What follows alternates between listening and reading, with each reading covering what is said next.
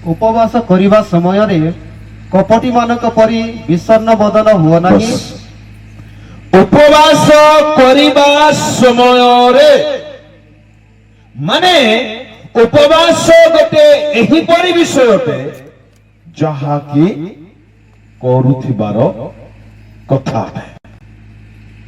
ଯଦି ତୁମେ ଉପବାସ କରିବ ତେବେ କପଟି ମାନଙ୍କ ପରି ହୁଅ ନାହିଁ। ଏପରି ଲେଖା ହୋଇଛି କି? ଆଜ୍ଞା ନାଇଁ ତାହା କହୁନାହିଁ ମୁଁ। ଏପରି ଲେଖା ହେଇଛି କି ଯଦି ତୁମେ ଉପବାସ କରିବ, ଏପରି ଲେଖା ହେଇଛି କି? ନାଇଁ। ଉପବାସ କରିବା ସମୟରେ ବୋଲି ଲେଖା ଅଛି। ଇଟ୍ ମିନ୍ସ ଆମେ ଭାତ ଖାଉ, ଡାଲି ଖାଉ, ଆଉ ମାର୍କେଟ को जाओ, विद्यालय को स्कूल को जाओ, कॉलेज को जाओ, ऑफिस को जाओ,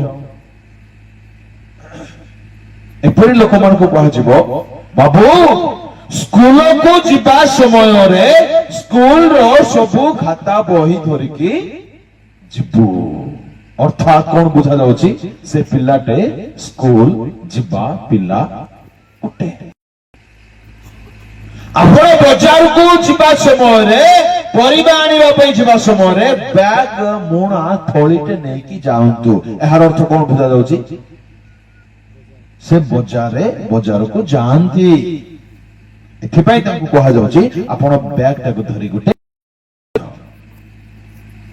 आपण चर्च को आसीबा बेले बाइबल धरि के आसंतु। अर्थात कोन बुझा जाउची चर्च को जीवा एक विषय जहाँकि सब बड़े घटे। Praise the Lord. ठीक सेपरी उपवास करिबा समय रे इंग्रजी रे बहुत बढ़िया लिखा अछि व्हेन यू फास्ट, अर्थात जेबे आपण उपवास करिवे। जदि बोली लिखा है नै, इफ यू बोली लिखा है नै, जदि तुमे करिवो, जदि आसी जीवो माने ऑप्शनल हे जाउछि। जदि तुमे स्कूल को आसीबो तेबे स्कूल बही नहीं कि आसो, माने से आसले ओके, नो आसले मध्य ओके। किंतु उपवास सेमते न हो। दया करी कंफर्म हे जाउथि उपवास परमेश्वरंकर एक विधि अटे। बाइबल रे परमेश्वर लेपियर कहले ताहा मु देखाइबे नै, समय मते दबो नै, प्रभु को छला को देखिबा। किंतु पुरातन नियम कथा जान के रखंतु। नूतन नियम रे प्रभु यीशु कहले उपवास करिबा समय माने तुमे जेतेबे उपवास करिवो बोल बाडा कि नै। Praise the Lord. It is compulsory, एहा ऑप्शनल नो। आपण को उपवास रहिबा पड़िबो। प्रश्न उठुची आमे केते जण उपवास नेउछे? ए मीटिंग कथा कोने व्यक्तिगत जीवन में आमे माने केते जण अछु जो माने कहि परिबा मो मोर गोटे उपवास रो समय रहिछि, ता सप्ताह हेउ कि मास को हो कि वर्ष को हो कि अर्धवार्षिक हो कि किछि मास रो हेउ, एतिकी दिन पाई, एतिकी समय पाई, एतिकी हप्ता पाई, बा जेपरि आपण माने चाहुछथि कोरुछि बोली केते जण आमे कहि परिबा? बहुत कम अछथि। प्रभु को रखने प्रभु यीशु ख्रीष्ट मध्य उपवास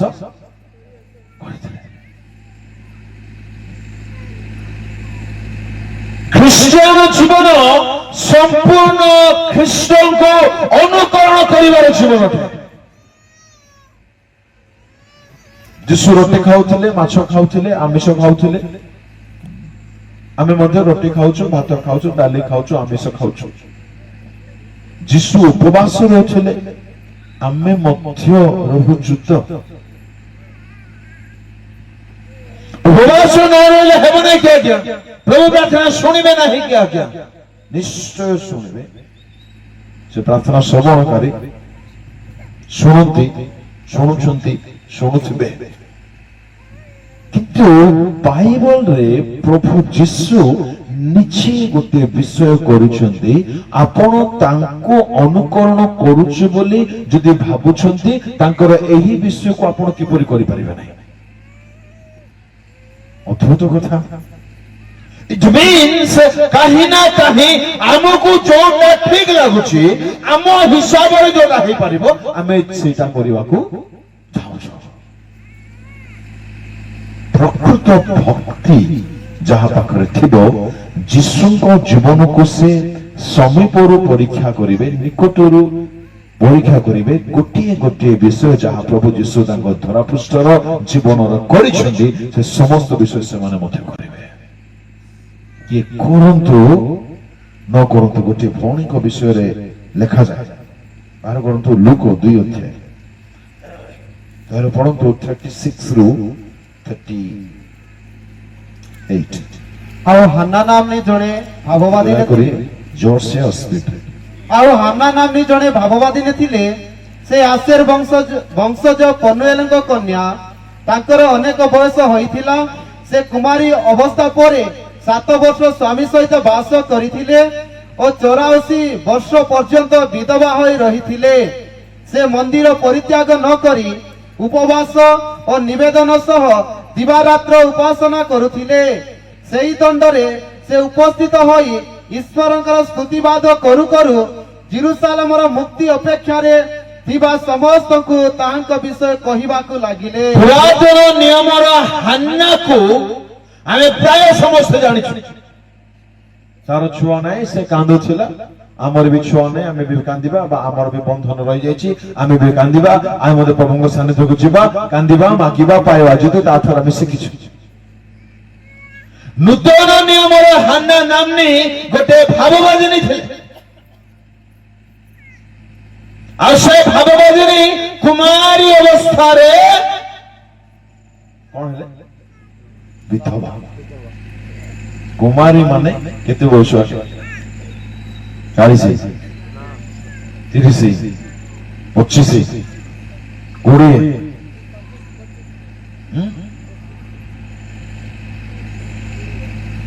18 राइट।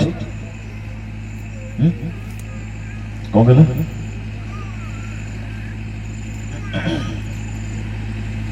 कोड़े भी नहीं, कुमार कुमारी बोली कहा जाए। विधवा हेला परे कौन चैलेंजिंग जीवन आगे कौन करूछंती से ମନ୍ଦିର ପରିତ୍ୟାଗ मंदिर पढ़ंतो ସେ ମନ୍ଦିର ପରିତ୍ୟାଗ ନ କରି मंदिर माने चर्च परित्याग न करी कौन करूछंती ଉପବାସ ନିବେଦନ ସହ ଦିବାରାତ୍ର ଉପାସନା କରୁଥିଲେ। उपवास प्रार्थना दिवारात्र करुଥିଲେ ଆଉ उपासना करुଥିଲେ। हालेलुया। मते जम्मा इच्छा होनଥିଲା उपासना बंद କରିବା ପାଇଁ, ହେଲେ ବାକ୍ୟ ବି ତ ଶୁଣିବାର ଅଛି କି ନାହିଁ? ପ୍ରେଜ୍ ଦ ଲର୍ଡ। ହାଲେଲୁୟା। ଏଣୁ ଆସନ୍ତା କାଲି ଆପଣ ମାନେ ବହୁତ ଜଲ୍ଦି ଆସନ୍ତୁ, ତେବେ ବହୁତ ଉପାସନା କରିବା, ବହୁତ ବାକ୍ୟ ଶୁଣିବା। ଆମେନ୍। ଏଣୁ ମତେ ଗୋଟେ କଥା କୁହନ୍ତୁ, यार स्वामी अछंती कि पुओ झियो माँ बापा अछंती कि नहीं जणा मध्य नहीं, से जेतु से समस्त को छाड़ी जणे अछि। आकु की दरकार फास्टिंग रहबा? आकु की काम फास्टिंग? प्रकृत भक्त से जीसु को फॉलो करिवो, जाटारे भक्ति थिबो, जे बाइबल रे लेखाइथिबा वाक्य को निज निमंते जे ग्रहण करे जानिछि, से प्रकृत ख्रिस्टियन अटे। हमर असुविधा कोन बोल कहले, हमको यथेष्ट अभाव हला परे आमे जीसु जीसु जीसु जीसु हबा, दरकार पड़ले फास्टिंग करबा, सेटा भी दरकार टिके माने असंभाळ होई गले गोट बेड़ा खाइबा नै। एटा हमर एको भक्ति को जे परिबो, एटा भक्ति ना स्वार्थी। प्रभु लोक मैंने प्रश्न उठुची केउ जीशु को आमे माने जानिछु? जीशु ଯୀଶୁ ମିନିଷ୍ଟ୍ରି ସେବା କାର୍ଯ୍ୟ ଆରମ୍ଭ କରିବା ପୂର୍ବରୁ 40 ଦିନ ରହିଲେ ଫାଷ୍ଟ। ଆଉ ବଡ ଆଶ୍ଚର୍ଯ୍ୟ ଲାଗୁଛି, ଆତ୍ମାଙ୍କ ଦ୍ୱାରା ସେ ନିତ ହେଲେ। କଣ ଲେଖା ଅଛି 4 ସେତେବେଳେ ଯୀଶୁ ଶୈତାନ ଦ୍ୱାରା ପରୀକ୍ଷିତ ହେବା ନିମନ୍ତେ ଆତ୍ମାଙ୍କ କର୍ତ୍ତୃକ ପ୍ରାନ୍ତରକୁ ଆତ୍ମାଙ୍କ ଦ୍ୱାରା ପ୍ରାନ୍ତରକୁ ନିଆଗଲେ। ମାନେ ପବିତ୍ର ଆତ୍ମା ଏକ ବ୍ୟକ୍ତିଙ୍କୁ ଉପବାସ କରିବା ପାଇଁ ଜଙ୍ଗଲକୁ ନେଇ ଯାଉଛନ୍ତି। ଆଉ ଆମକୁ ପବିତ୍ର ଆତ୍ମା ଚର୍ଚ୍ଚରେ ଗୀତ ଗାଇବାକୁ ମଧ୍ୟ ସାହାଯ୍ୟ କରୁଛନ୍ତି, ଆଉ ଘରେ ଟିଭି ଦେଖିବାକୁ ମଧ୍ୟ ସାହାଯ୍ୟ କରୁଛନ୍ତି ପରା। କି ପବିତ୍ର ଆତ୍ମା କେ ଜାଣେ?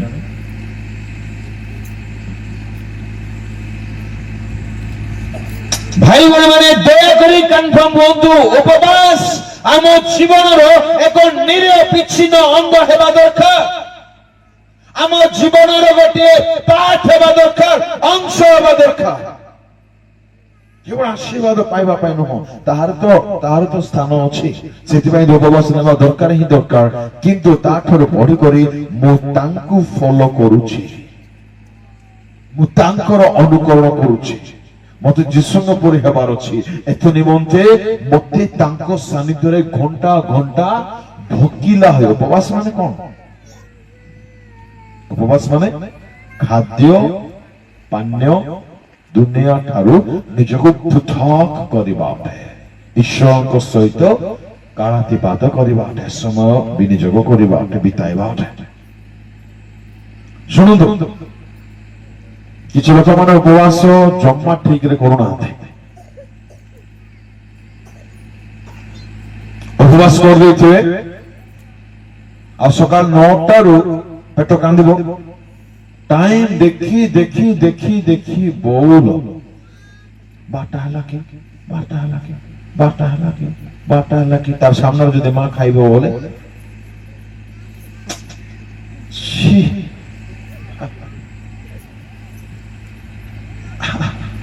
ଆପଣ ଉପବାସ ରହୁଛନ୍ତି କାହିଁକି? ରୁହନ୍ତୁ ନାହିଁ, କିଛି ଲାଭ ନାହିଁ। ଶୁଣନ୍ତୁ, ଉପବାସ ମାନେ ମୋବାଇଲ ଠାରୁ, ଖାଦ୍ୟ ଠାରୁ, ଭୋଜନ ଠାରୁ, ଇଭେନ୍ ଶୁଣନ୍ତୁ ଧ୍ୟାନରେ, ଲୋକମାନଙ୍କ ଠାରୁ ମଧ୍ୟ ନିଜକୁ ପୃଥକ କରି ଈଶ୍ୱରଙ୍କ ସହିତ ଯୋଡିକି ଯିବା ଅଟେ। ଏଇଟା ଗୋଟେ ଉପବାସ। ତେବେ ଆପଣ କହିବେ, ଆଜ୍ଞା ଘର ନାହିଁ, ଦୁଆର ନାହିଁ, କିଛି ନାହିଁ। ସତ କଥା, ହେଲେ ଘର ନାହିଁ, ଦ୍ୱାର ନାହିଁ, ଉପବାସ କର ନାହିଁ, କରିବା ନାହିଁ। ଏକ ବ୍ୟକ୍ତି ଯଦି ଚାହିଁବ ଉପବାସ କରିବା ପାଇଁ, କେହି ତାକୁ ଅଟକାଇ ପାରିବ ନାହିଁ, କିଏ ଅଟକାଇ ପାରିବ ନାହିଁ। ଉପବାସ, ପ୍ରକୃତ ଉପବାସ ଏକ ବ୍ୟକ୍ତିକୁ ପ୍ରକୃତ ଆଶୀର୍ବାଦ ଆଣିଦିଏ। କେତେବେଳେ ଟାଇମ ହେଇଯିବ ପରେ ଟିକେ ଖାଇଦେବେ, ପାପ କେମିତି ଲାଗି ଯାଉଛି। ଏଇଟା ଉପବାସ। ମତେ ବହୁତ ଭଲ ଲାଗେ ଉପବାସ କର, ମାନେ କଡା ଉପବାସ, ପିଓର ବାଲା ପାଣି ମତେ ପିଇବା ପାଇଁ ବହୁତ କଷ୍ଟ। କରିବ ତ ଟପ୍ ଲେଭେଲ କର, ନହେଲେ କର ନା। अरे जिंदगी कौन है यार? बाइबल पढ़ो, बाइबल जानो, बाइबल को मानो, बाइबल को अनुभव करो। ए जीवन फायर फास्टिंग फेस्टिवल बहुत कष्ट लगेगा। मॉर्निंग बेला अनेक आपण मान आसीना, अर्थात आपको फास्टिंग रहबार नहीं, खाली गिड़ी गिड़ी थिबार अछि। हो गलो भल रे गलो, फास्टिंग रो नहीं। କିନ୍ତୁ ଫାଷ୍ଟିଂ ନ ରହିଲେ ଅସୁବିଧା କଣ, ଆଗକୁ ଟିକେ ଧ୍ୟାନରେ ଶୁଣୁଥିବ। ତ number 1, why must I take fast? କାହିଁକି ମୋତେ ନିହାତି ନିଶ୍ଚୟ ଭାବରେ ଉପବାସ ରହିବାର ଅଛି ବୋଲି କହିଲେ ଉତ୍ତର ହେଉଛି, ଯାହାକୁ ଆପଣ ଗୁରୁ ବୋଲି ମାନନ୍ତି, ଯାହାକୁ ପ୍ରଭୁ ବୋଲି ମାନନ୍ତି, ଯେ ଆପଣଙ୍କ ସୃଷ୍ଟିକର୍ତ୍ତା, ଯେ ଆପଣଙ୍କର ମାଲିକ, ଆପଣଙ୍କ ଶରୀର ଯାହାର, ସେ ନିଜେ ଉପବାସ କରିଛନ୍ତି ଆଉ କହିଛନ୍ତି ଉପବାସ କର ବୋଲି। ଲେଖା ଛିଣ୍ଡିସ୍ ବୁଝା ପଡୁଛି। ଆପଣ କୌଣସି ବାହାନା ଦେଖିପାରିବେନି, ସରି ଆଜ୍ଞା ଦେହ ଭଲ ନାହିଁ ଆଜ୍ଞା, ଦେହ କାରଟା ଆଜ୍ଞା ଆପଣ କଣ ଅଯଥା ବାହାନା ଦୂର କରନ୍ତୁ। ଆଜ୍ଞା ରୋଗ ହେଇଯାଇଛି, ପେଟ ବଥା ହେଇଛି, ଆଉ କଣ କଣ ଯାକ ହେଇଛି ବୋଲି ଉପାସ ନ ନେବାଟା ଜମା ଠିକ ନାହିଁ। ଆଚ୍ଛା କେତେ ଲୋକଙ୍କୁ ଭୟ ଆଜ୍ଞା ନ ଖାଇଲେ ମରିଯିବେ ଆଜ୍ଞା, ହେଲେ ଆପଣ କେବେ ମରିବେ ନାହିଁ? आप कभी मरोगे नहीं? हाँ जी मरिबे कि नहीं केबे ना केबे? तो उपास करी मरना भल रे। Praise the Lord. मोरिटिन ग्यारंटी दउछ आपण उपास करे मरिबे ना बेसी बचबे। हालेलुया। किंतु प्योर वाला उपास करंतु। आ अधा अधा कोन खंडिया उपास करबे बोले कोन हेबे आपण जानथु। Praise the Lord. प्रथमे आमर गुरु आमर जीशु प्रभु उपवास करिछथि। आखि बंद करी मते उपवास करिबार अछि। शिष्य माने मते करिछथि, आपण प्रेरित रे पढिबे यथेष्ट उपवास करिछथि से माने। शिक्षक माने भाववादी माने उपवास रे बाक्स 13 अध्याय कथा प्रेरित 13 अध्याय रे उपवास रही से माने प्रार्थना करिबा बेले पवित्र आत्मा कथा कहिले। पाउलो को बर्नबास को पृथक करो बोली कहला। हालेलुया। प्राचीन मानव को नियुक्ति करिया समय रे से माने उपवास रहिथिले 14 अध्याय कथा। एनु शिष्य माने मध्ये उपवास करिसथि, प्रेरित माने उपवास करिसथि, आमानकर प्रभु जीशु उपवास करिसथि। एनु आमे मध्ये उपवास करिबा। उपवास करने पूर्व गोटे विशेष अनुरोध, यहाँ बहुत लोग जानी नथिबे बोली मु भाबुछि। उपवास करने पूर्व किसी विशिष्ट प्रभु दासों ठारू प्रार्थना करंतु, तापर उपवास करंतु। जदि कांटेक्ट नांदी किछि कथा नै, प्रभु को दास कले ही हमें फास्टिंग करबो सेंति किछि नियम नै। आपण निजे समर्पित होंतु प्रभु को ठारे प्रथमे, तापर उपवास नियंतु। देखिबे आपण को भोक होबो नै, श्वास होबो नै, बेमान हेबे नै, पेट बथा होबो नै, झाड़ा होबो नै, हयरान केबे हेबो नै। रिटर्न गारंटी देई परिबे, मु तो अनुभवी अटे, मु अनुभव करछि से किछि हेबो नै। प्रभु को हम हृदय जानत नै कि आमे केउ उद्देश्य रे फास्टिंग नउछु, काहे कि नउछु, मनरे कोन चली थाउची सब से जानत। जदि ताहा प्रकृत थिबो, प्रकृत ब्लेसिंग फिटिबो नाही, पक्का 100%। Hallelujah. Praise the Lord. Hallelujah. उपवास ऑप्शनल अटे कि हुंदु न नेले मध्ये हबो कि न कले मध्ये हबो कि? उत्तर जमा हेबो नाही, नियति नेबाकू पड़िबो। बाइबल किसी लोक माने गोटे दिन नहीं छुंदी, किसी लोक माने 1 2 3 4 5 6टा कथा। नंबर 1 जोशुआ फारूसी माने नहीं थिले 1 डे। नंबर 2 एस्तर दिन नेले 3 दिन। नंबर 3 दाऊद नेले 7 दिन। नंबर 4 डिसाइपल शिष्य माने नेले 10 दिन। दानियल नेले 21 दिन। प्रभु यीशु नेले 40 दिन। तो ए अनुसार करिले भलो, किंतु तार मध्ये किछ नियम नाही। आपण जति दिन पारिबे से दिन करंतु, किंतु सुनतो बहुत गुरुत्वपूर्ण कथा।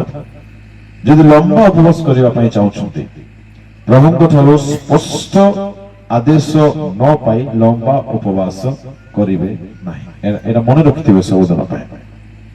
उपवास साधारण विषय नुह।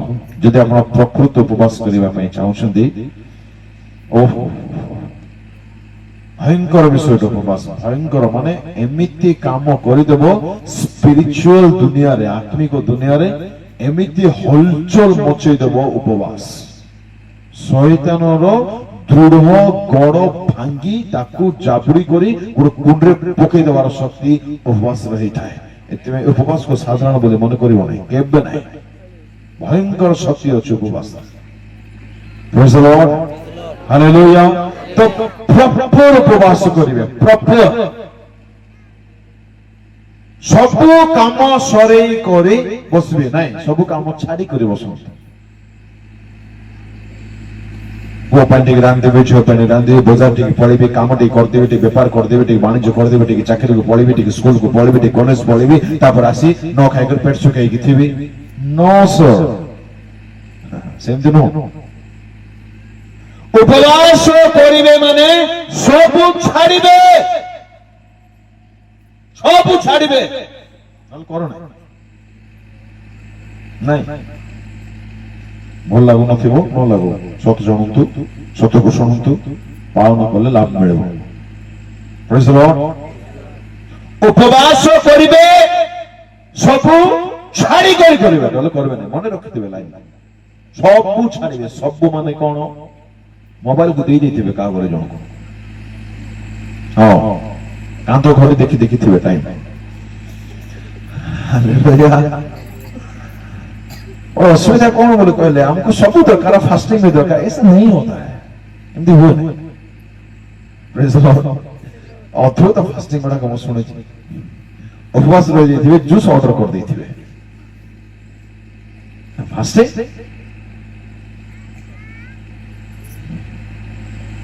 सहरांचल गोटे गोटे जूस मिले, सब फल थी पीछे निहाती पीते भाव पीछे सब फल थी। आमर ए कौन कंचा फल तो थी ही थी, ड्राई फ्रुट्स थी। ड्राई फ्रुट्स माने काजू, बादाम, किशमिश इत्यादि इत्यादि। तो सीधा गोटे ग्लास पी देले, गोटे थाली भात खाइला परे कि नहीं फास्टिंग रही आज्ञा, कंदा रही आज्ञा, तु फास्टिंग रही गोटे ग्लास मार देव, शांति रही जाए आराम रे। प्रभु को लोक मैंने एमती फास्टिंग करते, प्रभु को छानिया लगे। अरे पिला कौन है, पिला किसी है ना, तुम प्रेम पड़ला। मोर कथा हूँ हम तो जबरदस्त हो, ना किसी असुविधा नहीं। खाली दुखर कथा जे आप पूरा फॉलो करूना कथा जदि करेंगे माने मुंड खराब करवार अच्छे आगे हूँ बोला मोर कोरापुट जबरदस्त चुल कहतु। Praise the Lord, hallelujah. जीसु उपवास करिले मु तांकर छुआ मु मध्य करिवे। Praise the Lord. आ उपवास करिवा पूर्वरु सब विषय को साइड करिवे, सब विषय को साइड करिवे। आ गोटे कथा, उपवास एटलिस्ट मास को थोरे कम से कम आपण करिवा दरकार। निहाती वर्ष को थोरे कले चलिबो नै। जदि वर्ष को थोरे करूछन्ते बहुत लंबा करंतु, किंतु लंबा करिवा पई आपण मान पाखर समय निहाती नथिबो बोले मु भाबुछि। समय काढिवा बहुत कष्ट होते, लंबा बसिया बहुत कष्ट होते, ता बहु मात्रा संभव हुए नै। एतिबे कम से कम मास को थोरे बा दुई थर कले बहुत बढ़िया। आ वीकली जदि आपण करि पारुछन्ते, प्रेज द लॉर्ड, हालेलुया। एबे किछि मां माने मोर श्रद्धा हो जाय, हम सप्ताह सप्ताह करूछु बोली। सुनो मां माने तुम बेसी ठकुछ, मु भल भाबे जानि छी, बेसी ठकुछ नंबर 1, बेसी देखै होछ नंबर 2। एबे भाबुते बाबू भल कथा माने को बाबू भल टाका कहूछि, एटा बेसी भल टाका कहूछि। तमे फास्टिंग रही जीव आउ दांडरे भरी काई की प्रश्न करबो 4टा बोल आउ लड़बड़ हे पड़ेछि बिना केमते ना पड़ेछि बिना केमते ना हले किसी राम औसत तो मैं एमते होछ बोले फास्टिंग करा बाबू आज जानि न कि शुक्रवार कंदा बार शुक्रवार जे ये फास्टिंग रहला और समस्त को जणैला एमिति हुए नहीं। ए सिक्रेटली कोरा जीवर विषय है। यीशु कौन कहला 6 केते 16 माथ्यू उपवास करिवा समय रे कपटी मानक परि विषण्ण बदन हुओ नाही, कारण से माने उपवास करूछंती बोली लोकंक साक्षात रे देखा जीवा निमंते अपना अपना मुख मलिन करंती। कपटी मानक परि विषण्ण बदन हुओ नाही माने मुह को खराब करो नाही, सुखै की थुओ नाही। 10 दिन बेमार पड़ला पर मुह कर देथियो फास्टिंग नै करी, गालो कानो नाकी आखो सब सुखी जाइथिबो, समझे नै। ଉପବାସ କଲେ ମଜା ଲାଗୁଥିବାର ଅଛି ମସ୍ତ ଲାଗିଲା ଭଲ ଲାଗୁଥିବାର ଅଛି ନିଜକୁ ଆଉ ତା ଚେହେରାଟା ଦେଖାଯାଏ ଆଜ୍ଞା ଆପଣଙ୍କର ହାର୍ଟ ଆପଣଙ୍କ ହୃଦୟ ଯଦି ଖୁସି ହେଇଯାଇଥିବ ମାନେ ମୋ ଶୁଖିଥିବ କି ଇମ୍ପସିବଲ ଏମିତି ହୁଏ କି ଆଜ୍ଞା ନାଇଁ ହୃଦୟ ଯଦି ଆନନ୍ଦରେ ପରିପୂର୍ଣ୍ଣ ହେଇଥିବ ତାହା ଚେହେରାରେ ଦେଖା ଯିବ ଆମେ ଫାଷ୍ଟିଂ ରହିଲା ବେଳକୁ ଭୁଲ ହେଇଯାଉଛି କେମିତି କରିବ ହେଲେ କୁଆଡୁ ଚେହେରାରେ ଖୁସି ବାହାରିବ ମା ମାନେ ଭଲ କରୁଛନ୍ତି ଫାଷ୍ଟିଂ ରହୁଛନ୍ତି ଯେ କିନ୍ତୁ ପିଓର ବାଲା ଫାଷ୍ଟିଂ ରୁହନ୍ତୁ ପିଓର ବାଲା ଫାଷ୍ଟିଂ ବୋଲି କହିବାର ଅର୍ଥ ଭାତ ହାଣ୍ଡି ଡେକଚି ମାଣ୍ଡିଆ ପେଜ ଯାଉ ଏସବୁକୁ ମନେ ପକାନ୍ତୁ ନାହିଁ ପ୍ରେଜ ଦ ଲର୍ଡ ଏ ଭାତକୁ ମାଣ୍ଡିଆକୁ ଯାଉକୁ ପେଜକୁ ନୁଣକୁ ମରିଚକୁ କଣ ମରିଚ ନା କଣ ମର୍ଚି ନା କଣ ମରିଚ ଭାଷା ବୋଲେ ମାନିବାକୁ ପଡିବ ଆମର ଭାଷା ଏ ମରିଚକୁ ଆଉ ଲୁଣକୁ ଚକଟା ଚକଟି ଚଟଣିକୁ ମନେ ପକେଇବ ନାହିଁ ଆଉ ଫାଷ୍ଟିଂ ଦେବେ ହାଲେଲୁୟା ପ୍ରେଜ ଦ ଲର୍ଡ ଫାଷ୍ଟିଂ ରହି କରି କଂସାରେ ଗିନାଏ ଢୋକି ଦେଇଦେଲେ ହବ କି ହେବ ନାହିଁ ବଢିଆରେ ଫାଷ୍ଟିଂ ରୁହ ପ୍ରଭୁଙ୍କ ସହିତ ରୁହ ପ୍ରେଜ ଦ ଲର୍ଡ ପ୍ରଥମ କଥା ପ୍ରଭୁ ଯୀଶୁ ଖ୍ରୀଷ୍ଟ ଉପବାସ କଲେ ଏଣୁ ଆମେ ମାନେ ମଧ୍ୟ ଉପବାସ କରିବା ଆଉ ଉପବାସ କରିବା ପୂର୍ବରୁ ସବୁ କାମ ଛାଡ଼ିବେ ଏଇଟା ବହୁତ ଇମ୍ପୋର୍ଟାଣ୍ଟ ଭାଇମାନଙ୍କୁ ମଧ୍ୟ ରିକ୍ୱେଷ୍ଟ କରୁଛି ପ୍ରଭୁଙ୍କ ଲୋକମାନଙ୍କୁ ଯଦି ଉପାସ କରୁଛନ୍ତି ଘରର ସମସ୍ତ କାମ ସାରି ଦେଇଥାନ୍ତୁ ମାର୍କେଟିଂ ବିଜନେସ ବେପାର ଜବ୍ ଆଉ ସଉଦା ଆଣିବା ସବୁ ସାରନ୍ତୁ ଆଉ ଘରେ ଭଲରେ ବୁଝେଇ ଦିଅନ୍ତୁ I am going to take fast my dear ବୋଲି କହିଦିଅନ୍ତୁ ଆପଣଙ୍କର ହବା ଡକରିକୁ କଣ ବୋଲି କହିବେ ହାଲେଲୁୟା ଶୁଣିଲୁ କି ବୋଲି କଣ ଶୁଣୁଛ କି ବୋଲି କହ ଯାହା ମତେ କୁହ ତାକୁ ଟିକେ ପ୍ୟାର କରି ପକାଅ ଫୁସଲା ଫୁସଲି କର ଯଦି ସେ ଭଲଟା ନାହିଁ ବୋଲି କହିଲେ ଆଉ ତାକୁ ଡେରି ମିଲ୍କ ଦେଇଦିଅ ସେ ଚୁପରି ଚୁପରି ଥାଉ बाकी फास्टिंग आपका फास्टिंग ना मतलब डिस्टर्ब नहीं होना चाहिए शैतान बड़ इच्छा यस बड़ इच्छा यदि छोट छुआ अच्छा आप फास्टिंग रोचंदी माने मोर 2 दिन छुट्टी ने कोन पड़े जांतो भाई के फास्टिंग करतो प्रेज द लॉर्ड हालेलुया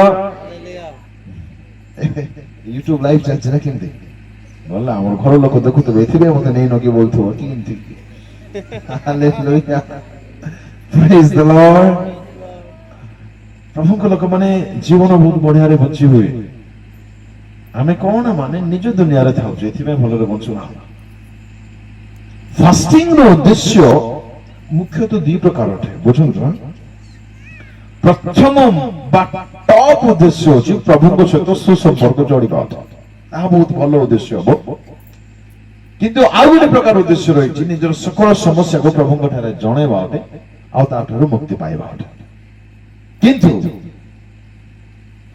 ଏହା ଜାଣନ୍ତୁ ପ୍ରଭୁ ଆପଣଙ୍କର ସବୁ ସମସ୍ୟା ଜାଣିଛନ୍ତି ପ୍ରେଜ ଦ ଲର୍ଡ एतिमे फास्टिंग रे समस्या पे घंटी हेकरी प्रार्थना करी बेसी न करी प्रभु को परी केमते हेबे प्रभु को केमते जानबे प्रभु को शक्ति केमते पाइबे बलवान केमते हेबे स्पिरिचुअल गुड जायंट माने बुझी पारुछन्ती राक्षस दानव स्पिरिचुअली केमते मजबूत हेबे सेति पे फास्टिंग होले बहुत बढ़िया hallelujah praise the Lord hallelujah विचार कथा 20:26 तक पढନ୍ତୁ ଆଉ ଦ୍ୱିତୀୟ ବଂଶାବଳୀ ସେଟା ପଢନ୍ତୁ ପ୍ରଥମେ 20 ସମସ୍ତ ଇସ୍ରାଏଲ ସନ୍ତାନ ଓ ସମସ୍ତ ଲୋକ ଉଠି ବେଥେଲକୁ ଯାଇ ରୋଦନ କଲେ ଓ ସଦାପ୍ରଭୁଙ୍କ ସମ୍ମୁଖରେ ବସି ସେଦିନ ସନ୍ଧ୍ୟା ପର୍ଯ୍ୟନ୍ତ ଉପବାସ କଲେ ଓ ସେମାନେ ଇସ୍ରାଏଲ ଲୋକମାନେ ଯୁଦ୍ଧ କରିବା ବେଳେ ହାରିଗଲେ ମୁଁ ଇନ୍ ଡିଟେଲ୍ସ ରେ ଯାଉନି ହାରିଗଲା ପରେ ଏମାନେ ଈଶ୍ୱରଙ୍କ ସାନ୍ନିଧ୍ୟକୁ ଯାଉଛନ୍ତି ସକାଳ ଠାରୁ ସଞ୍ଜ ଯାଏ ପ୍ରେଜ ଦ ଲର୍ଡ ଶୁଣନ୍ତୁ ଗୋଟେ ବଢିଆ ଭଲ କଥା କହିବି କି ଶୁଣିବେ ଯାହା ହଉ ଭଲ କଥା ଗୋଟେ ଆସିଲା ପ୍ରେଜ ଦ ଲର୍ଡ ଯଦି ଆପଣମାନେ ଉପବାସ ନେବାରେ ବହୁତ ତକଲିଫ ମେହସୁସ କରୁଛନ୍ତି କଷ୍ଟ ଆପଣମାନଙ୍କୁ ଲାଗୁଛି ଆପଣ ମାନେ ଗୋଟିଏ ମିଲ୍ସ ପ୍ରଥମେ ବନ୍ଦ କରି ଆରମ୍ଭ କରନ୍ତୁ। ମତେ ଶୁଣୁଛନ୍ତି? ପ୍ରେଜ୍ ଦ ଲର୍ଡ। ଗୋଟିଏ ମିଲ୍ସ କୁ ସ୍କିପ୍ କରନ୍ତୁ, ଗୋଟିଏ ଖାନାକୁ ବନ୍ଦ କରନ୍ତୁ, ପ୍ରଥମେ ସେମିତି ଆରମ୍ଭ କରନ୍ତୁ, ତାପରେ ଦୁଇଟା ଖାନାକୁ ଆରମ୍ଭ କରନ୍ତୁ। ଏମାନଙ୍କ ପରେ ଏମାନେ ସକାଳଠୁ ବସିଲେ, କେତେଟା ଯାଇ ବସିଲେ? ଇଭିନିଂ ଯାଇ ବସିଲେ, ସଞ୍ଜ ଯାଇ ବସିଲେ, ତାପରେ ରାତି ଖାନାକୁ ବନ୍ଦ କରନ୍ତୁ। ଏମିତି ଧୀରେ ଧୀରେ ଆପଣ ପ୍ରୋଗ୍ରେସନରେ ବଢିଯିବେ। ହାଲେଲୁୟା। ଦେଖନ୍ତୁ, ପ୍ରଭୁ ତୁ କଲୁ ନାହିଁ କାହିଁକି, ତୋତେ ବି ନାହିଁ ଯା, ପ୍ରଭୁ ସେମିତି ନୁହନ୍ତି। ଗଡ୍ ଇଜ ଗୁଡ୍। ମତେ ଏଇଟା ବହୁତ ଭଲ ଲାଗେ। ପରମେଶ୍ୱର ଆମକୁ ଜାଣନ୍ତି, ପରମେଶ୍ୱର ଆମ ହୃଦୟକୁ ବୁଝନ୍ତି, ଆମ ଶରୀରକୁ ଜାଣନ୍ତି। ସେ ଆମକୁ କେବେ ନା ତୁ ଏମିତି କରୁଛୁ ତୁ ଏମିତି କରିଦେବି, ସେ ମନୁଷ୍ୟ ନୁହନ୍ତି। ପ୍ରେଜ୍ ଦ ଲର୍ଡ। ହାଲେଲୁୟା। ତେବେ ଏମାନେ ଯୁଦ୍ଧରେ ବିଜୟୀ ହେବା ନିମନ୍ତେ, କଣ କହିଲି ମୁଁ? ଯୁଦ୍ଧରେ ବିଜୟୀ ହେବା ନିମନ୍ତେ ଉପବାସ କରିଲେ। ଭାଇ ଭଉଣୀ ମାନେ, ଖ୍ରୀଷ୍ଟିଆନ ଜୀବନରେ ବିଭିନ୍ନ ପ୍ରକାର ବା ଅନେକ ପ୍ରକାର ସଂଘର୍ଷ ଆସେ। ବହୁତ ଧ୍ୟାନ ଦେବେ। ବହୁତ ସଂଘର୍ଷ, ଯୁଦ୍ଧକୁ ସାମ୍ନା କରିବାକୁ ପଡେ ଖ୍ରୀଷ୍ଟିଆନ ଜୀବନରେ। ଯଦି ଆପଣ ରିଏଲ ଖ୍ରୀଷ୍ଟିଆନ ଅଟନ୍ତି, ଆପଣଙ୍କର ସମସ୍ୟା ଆହୁରି ବଢିବ। ଶୈତାନ ଆପଣଙ୍କ ପଛରେ ଲାଗିବ ଲଢିବା ପାଇଁ। ପାପ ଆପଣଙ୍କ ପଛରେ ଥିବ, ଅଭିଳାଷ ଆପଣଙ୍କୁ ଛାଡିବ ନାହିଁ। ସବୁ ଶୈତାନର ହାତ। ଅନେକ ବିଷୟରେ ଯୁଦ୍ଧ କର ବୋଲି ଈଶ୍ୱରଙ୍କ ବାକ୍ୟ କୁହେ। ଏମାନେ ଲିଟରାଲି ଶତ୍ରୁ ସହିତ, ଯେଉଁ ଶତ୍ରୁ ମାନେ ସାମ୍ନାରେ ଦେଖାଯାଉଥିଲେ ସେମାନଙ୍କ ସହିତ ଏମାନେ ଯୁଦ୍ଧ କରୁଥିଲେ। କିନ୍ତୁ ଆମର ଶତ୍ରୁ ମାନେ ମନୁଷ୍ୟ ନୁହନ୍ତି। ଆମ ଶତ୍ରୁ ମାନେ ଶୈତାନ ଅଟେ, ଶରୀରର ଅଭିଳାଷ ଅଟେ, ପାପ ଅଟେ, ଅସୁଚିତା ଅଟେ, ଖରାପ ବିଷୟ ଅଟେ। এই বিষয় গুড়িক ঠাରୁ ଆମ ମାନଙ୍କୁ ଯଦି ଜୟ ପାଇବାର ଅଛି, ଉପବାସ ନିହାତି କରିବାକୁ ପଡିବ। ନିହାତି କରିବାକୁ ପଡିବ। ପ୍ରଭୁଙ୍କ ଲୋକମାନେ, ଗୋଟେ ସିରିୟସ୍ କ୍ୱେଶ୍ଚନ, ଆମେ କି ଆଜି ବିଜୟୀ ଖ୍ରୀଷ୍ଟିଆନ ହୋଇପାରିଛୁ?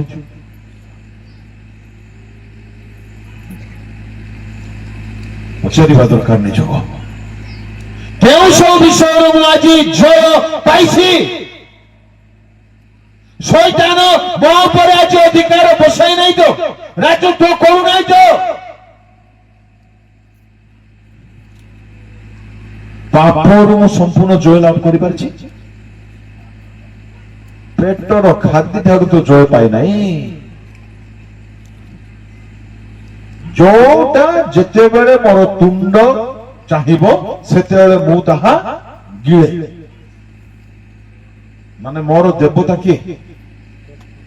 ଉଦର। ଫାଷ୍ଟିଂ ଗୋଟେ ବହୁତ ହେଲ୍ପଫୁଲ ବିଷୟଟେ। ଶୁଣନ୍ତୁ, ପରମେଶ୍ୱର ମନୁଷ୍ୟକୁ କିଛି ନ୍ୟାଚୁରାଲ ଡିଜାୟର ଦେଇଛନ୍ତି, ସ୍ୱାଭାବିକ କମନ ସାଧାରଣ ଇଚ୍ଛା ଦେଇଛନ୍ତି। ଟିକେ ବୁଝିବେ, ବହୁତ ହେଲ୍ପ କରିବ। ତନ୍ମଧ୍ୟରୁ ପ୍ରଥମ ଇଚ୍ଛା ହଉଛି ଖାଇବାର ଇଚ୍ଛା। କିନ୍ତୁ ଶୈତାନ ଏହାକୁ ବିକୃତ କରି ପକାଇଛି। ଆପଣ ଆପଣଙ୍କ ଶରୀରର ଯତ୍ନ ନେବା ଶିଖନ୍ତୁ। ଅନେକଙ୍କୁ ବିଭିନ୍ନ ପ୍ରକାର ରୋଗ ହେବାର ଏକ କାରଣ ହଉଛି ଖାଦ୍ୟରେ ସଂଯମତା ନାହିଁ। ଏଇଟା ଗୋଟେ ବଡ କାରଣ। ଆପଣ ଫାଷ୍ଟିଂ ଯଦି ନେବାକୁ ଲାଗିବେ, ଖାଦ୍ୟର ଅଭିଳାଷ ଠାରୁ ନିଜକୁ ଆପଣ ନିଶ୍ଚୟ ଜୟରେ ଦେଖିପାରିବେ। ଦେଖନ୍ତୁ, ସ୍ପେଶାଲି ୟୁଥ ମାନଙ୍କୁ ବାହାରକୁ ଗଲେ ଛଣା ଛଣି ନିଶ୍ଚୟ ଖାଇବେ ହିଁ ଖାଇବେ।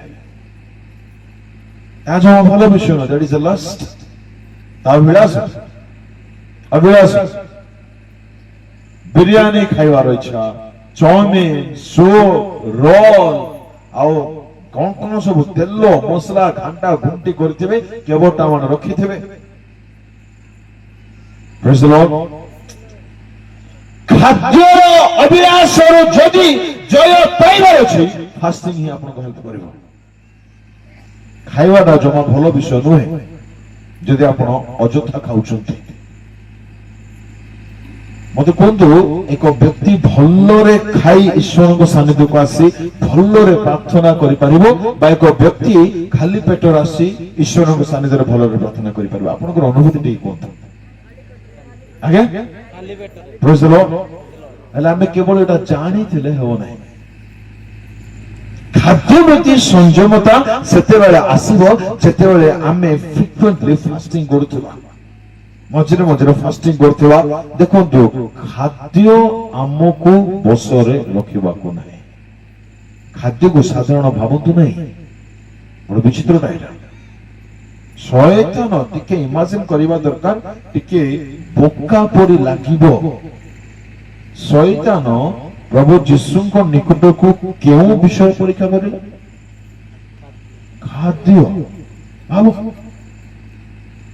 କଣ ଭାବୁଛନ୍ତି ଆପଣ ମାନେ ଖାଦ୍ୟକୁ ମୁଁ ଏଇଟା କହୁନି ଯେ ଆପଣ ଖାଆନ୍ତୁ ନାହିଁ ନା ନା ନା ନା ନା ସେଇଟା କହୁନାହିଁ ଖାଦ୍ୟ ପ୍ରତି ଲଗାଅ ଆପଣଙ୍କର ଜିର ରହିବା ଦରକାର ମହିଳା କୁଟକୁଟା କରି ଖାଅ ମାନେ ନାହିଁ ପ୍ରେଜ ଦ ଲର୍ଡ ନୋ ଇସ୍ୟୁ ଏଟ ଅଲ୍ ହାଲେଲୁୟା ଯେମିତି ଆପଣଙ୍କୁ ମିଳୁଛି ଆପଣ ସେମିତି ରହିବା ଦରକାର ନାହିଁ ମତେ ଏଇଟା ହେବାର ଅଛି ନହେଲେ ମୁଁ ଖାଇବି ନାହିଁ ମୁଁ ଜାଣିଛି କିଛି ଲୋକମାନଙ୍କୁ ସେଟା ଭଲ ନାହିଁ ତାହାର ଅର୍ଥ ଆପଣଙ୍କର ଦେବତା ପରମେଶ୍ୱର ନୁହନ୍ତି ପେଟ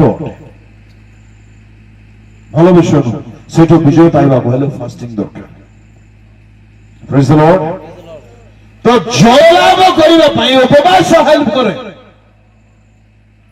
ପାପରୁ ଜୟ ଉପବାସ ବିହୁନେ ଆପଣ ବିଜୟ ହେଇପାରିବେ ନାହିଁ ଆଜ୍ଞା ହେଇପାରିବେ ନାହିଁ ପ୍ରଭୁ ଯୀଶୁଙ୍କ ବିଷୟରେ ଲୋକରେ ଲେଖାଯାଏ ଲୋକ 4 ଅଧ୍ୟାୟରେ ଟିକେ ଦେଖିଦେବା ତ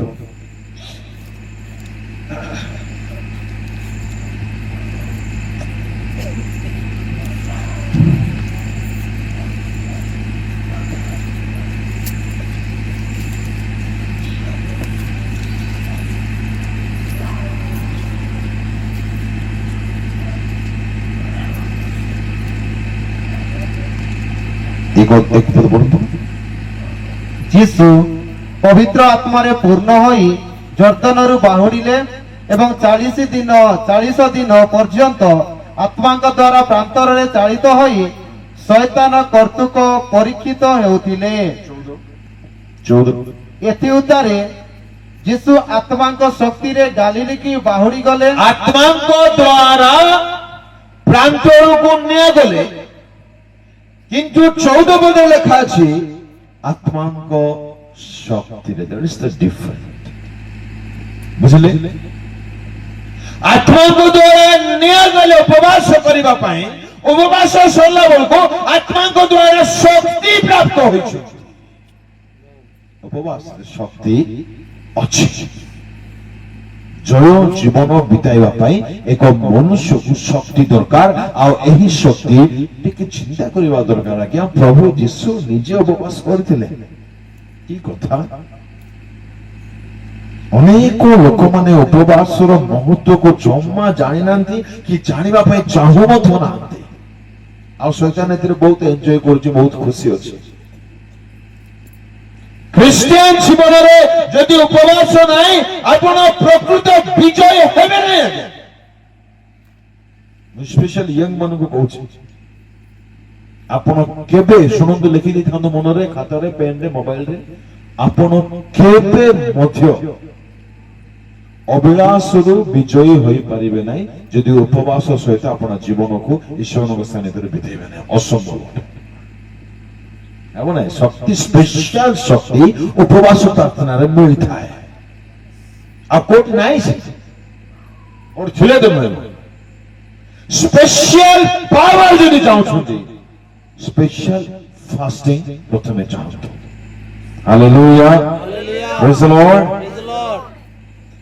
ପ୍ରଥମ କଥା କାହିଁକି କରିବା ଫାଷ୍ଟିଂ ଶୀଘ୍ର ପ୍ରଭୁ ଯୀଶୁ ଦ୍ୱିତୀୟ କଥା ବିଜୟ ଜୀବନ ପାଇବା ନିମନ୍ତେ ତୃତୀୟ କଥା ଜୟ 2:12 ଆଉ ନେହମିଆ 12 କରନ୍ତୁ ଶୀଘ୍ର ଟିକେ ଜଲଦି ପଢନ୍ତୁ ଜୟ 2:12 ଆଉ ନେହମିଆ 1:4-5 ତଥାପି ସଦାପ୍ରଭୁ କହନ୍ତି ଏବେ ତୁମେମାନେ ଉପବାସ ରୋଦନ ଓ ବିଳାପ କରି ଆପଣ ମାନଙ୍କର ସର୍ବାନ୍ତକରଣ ସହିତ ଆମ୍ଭ ନିକଟକୁ ଫେରି ଆସ। ଫେରି ଆସିବା ପାଇଁ ଈଶ୍ୱରଙ୍କ ନିକଟବର୍ତ୍ତୀ ହେବା ପାଇଁ ପାପରୁ ତାଙ୍କ ନିକଟକୁ ଆସିବା ପାଇଁ ଉପବାସ ଗୋଟେ ସୁନ୍ଦର ମାଧ୍ୟମ ଅଟେ। ନେହେମିଆ ଟିକେ ବାହାର କରନ୍ତୁ 1 ଅଧ୍ୟାୟ ତହିଁର ପଢନ୍ତୁ 3-4। ସେତେବେଳେ ସେମାନେ ମୋତେ କହିଲେ, ବନ୍ଦିତ୍ୱରୁ ରକ୍ଷିତ ସେହି ପ୍ରଦେଶସ୍ଥ ଅବଶିଷ୍ଟ ଲୋକେ ମହା ଦୁଃଖ ଓ ଅପମାନରେ ଅଛନ୍ତି। ମଧ୍ୟ ଜେରୁସାଲେମର ପ୍ରାଚୀର ଭଗ୍ନ ହୋଇ ରହିଅଛି ଓ ତହିଁର ଦ୍ୱାର ସବୁ ଅଗ୍ନିରେ ଦଗ୍ଧ ହୋଇଅଛି। ଯେତେବେଳେ ଈଶ୍ୱରଙ୍କ ଦାସ ନେହେମିଆ ଜେରୁସାଲେମ ପ୍ରାଚୀରର ଭଗ୍ନ ଅବସ୍ଥାକୁ ଶୁଣିଲେ, ତହୁ ମୁଁ ଏଇ କଥା ଶୁଣନ୍ତେ 4 ପଦ ତହୁ ମୁଁ ଏଇ କଥା ଶୁଣନ୍ତେ ବସି ରୋଦନ କଲି ରୋଦନ କଲେ ଓ କେତେକ ଦିନ ପର୍ଯ୍ୟନ୍ତ ବିଳାପ କଲି। ବିଳାପ କଲେ। ପୁଣି ମୁଁ ସ୍ୱର୍ଗସ୍ଥ ପରମେଶ୍ୱରଙ୍କ ଛାମୁରେ ହଁ ଉପବାସ ପ୍ରାର୍ଥନା କରି କହିଲି, ଉପବାସ ପ୍ରାର୍ଥନା କରି କହିଲେ 6 ପଦ ଟିକେ ପଢନ୍ତୁ କଣ କହିଲେ? ମୁଁ ତୁମ ବିରୁଦ୍ଧରେ ହଁ ଆମ୍ଭମାନଙ୍କ କୃତ ଇସ୍ରାଏଲ ସନ୍ତାନଗଣର ପାପ ସ୍ୱୀକାର କରି ତୁମ ଦାସ ଇସ୍ରାଏଲର ସନ୍ତାନଙ୍କ ପକ୍ଷରେ ଦିବାରାତ୍ର ଏହି ସମୟରେ ତୁମ ଛାମୁରେ ଯେଉଁ ପ୍ରାର୍ଥନା କରୁଅଛି, ହଁ ଆପଣ ଦାସର ସେହି ପ୍ରାର୍ଥନା ଶୁଣିବା ପାଇଁ ହଁ ଏବେ ତୁମର କର୍ଣ୍ଣ ନିବିଷ୍ଟ ଓ ତୁମର ଚକ୍ଷୁ ମୁକ୍ତ ହେଉ।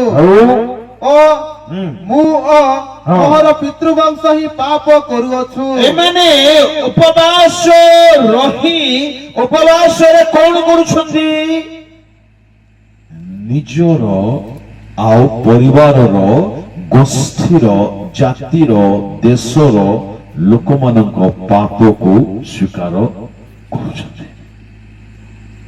ଆଉ ଆମେ ପାପ କଲା ପରେ ସକାଳ ଉଠି ସଦାପ୍ରଭୁ ପରମେଶ୍ୱର ତମକୁ ଧନ୍ୟବାଦ, ନୂଆ ଦିନ ଦେଇଛ, ଧନ୍ୟବାଦ, ଆମର ପାପ ସବୁ ଦେହରେ କ୍ଷମା କର, ଯୀଶୁଙ୍କ ନାମ ଆମେ ଆଶୀର୍ବାଦ କରିଦେବୁ। ଆମେ ଯାଉଛି ଭଲରେ ଥାଉ ପ୍ରଭୁ, ବାଇ ପ୍ରଭୁ।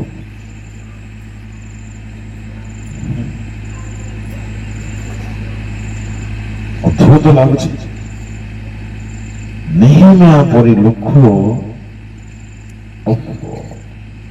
ଅନେକ ଦିନ ଯାଏ ବିଳାପ କରୁଛନ୍ତି। କାହା ପାଇଁ? କଣ ଜୀବନ ଆଜ୍ଞା ମାନେ ବିତାଇଛନ୍ତି? ନିଜର ପାପ ପାଇଁ, ଅନ୍ୟ ଲୋକମାନଙ୍କର ପାପ ପାଇଁ ଉପବାସ କରି ପ୍ରଭୁଙ୍କ ସାନିଧ୍ୟରେ ଖେଦ କ୍ରୋଧନ କରୁଛନ୍ତି। ଆଉ ଆମେ ମାନେ ପାପ କେବା କେମିତି ପାଇଁ ଥାଉଛୁ? ପ୍ରଭୁ ସରି ପ୍ରଭୁ, ଆଉ କରିବି ନାହିଁ ପ୍ରଭୁ, ସରି ପ୍ରଭୁ। କାଲି ହେଲା ପରେ କାଲିକି ମଧ୍ୟ ସକାଳ ଉଠି ସରି ପ୍ରଭୁ, ପ୍ଲିଜ ପ୍ରଭୁ କ୍ଷମା କରିଦେ ପ୍ରଭୁ। ପରଦିନକୁ ଭୁଲ ହେଇଗଲା ପ୍ରଭୁ, ଭୁଲ ହେଇଗଲା ପ୍ରଭୁ, ଭୁଲ ହେଇଗଲା ପ୍ରଭୁ। ଚାପା ଗୋଟେ ଦେବି କି ପ୍ରଭୁ ତତେ ହେଲା ପରେ ହେଇଛି। ବାଇବଲର ସାଧୁମାନେ ଉପବାସ ରହି ଆପଣାର କୃତ ଲୋକମାନଙ୍କର କୃତ ପାପ ପାଇଁ କ୍ଷମା ପ୍ରାର୍ଥନା ମାଗୁଥିଲେ। ଅର୍ଥାତ୍ ଉପବାସରେ ଏକ ମୁଖ୍ୟ ବିଷୟ କଣ ରହିବା ଦରକାର? ପାପ କ୍ଷମାର ବିଷୟ ରହିବା ଦରକାର। ଏଣୁ ଲେବରରେ କୁହାଗଲା ଆପଣ ଶରୀରକୁ କ୍ଲେଶ ଦିଅ, ତା ପ୍ରାୟଶ୍ଚିତର ଦିନ ଅଟେ। ପଢନ୍ତୁ 13-25। Praise the Lord. ତେବେ ଯାଜକ ତାହା ଦେଖିବ। ଆଉ ଦେଖ, ଯେବେ ଚିକଣ ଚିହ୍ନରେ ଥିବା ଲୋମ ଶ୍ଵେତବର୍ଣ୍ଣ ହୁଏ ଓ ଚର୍ମର ନିଚସ ଦେଖାଯାଏ। ଗୋଟେ ମିନିଟ, 13 କହିଲି କି ମୁଁ?